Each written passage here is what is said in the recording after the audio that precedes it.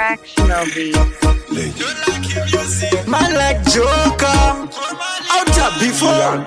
Wema isi ndo senem Pandakeza ndangansina raundi Nanganjitogaje kutopinda mutaundi Asiwenderi kupopota ine laudi Samaya sonungura zinu hapa china mabauti Watabauti tikawandira kuleki Iyoyo iningi isiri mistake Ndalinga legend, ngoma wangu ziri agent Asipika takiwa ikoko tongo tiwo kaVybe musama Kwete ziazo ngoti cheru ndararama Nakuzumihira ndega ndichakakama Takaiva isa na moti kairu wa mambama kaVybe musama kwete ziazo ngoti cheru ndararama Takaiva isa wina tikairu wa mambama Ndakuzumirira ndega ndichakakama Pakudata ilushani manyane ma eyes Shiko wangu usacheuka prize Hapana maeta takaita minimize Kusara kumba choice yasi you better think twice Mozo zgona ereze kusendekera Kutamba mchindi zemberera Doda zimoko zinoniyegerera Zamaona mungu siya zakadaro nekuti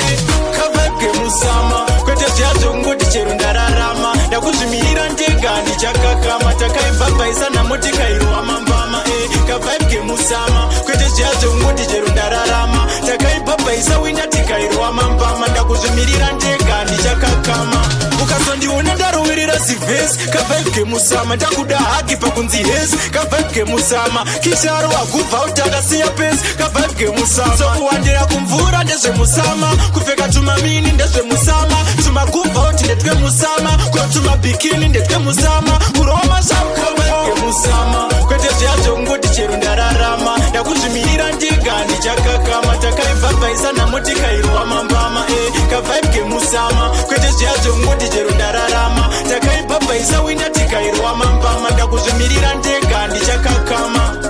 kaVybe musama kwete ziazo ngoti cheru ndararama Ndakuzumirira ndega ndichakakama Takaiva isa na moti kairu wa mambama kaVybe musama kwete ziazo ngoti cheru ndararama Takaiva isa wina tikairu wa mambama Ndakuzumirira ndega ndichakakama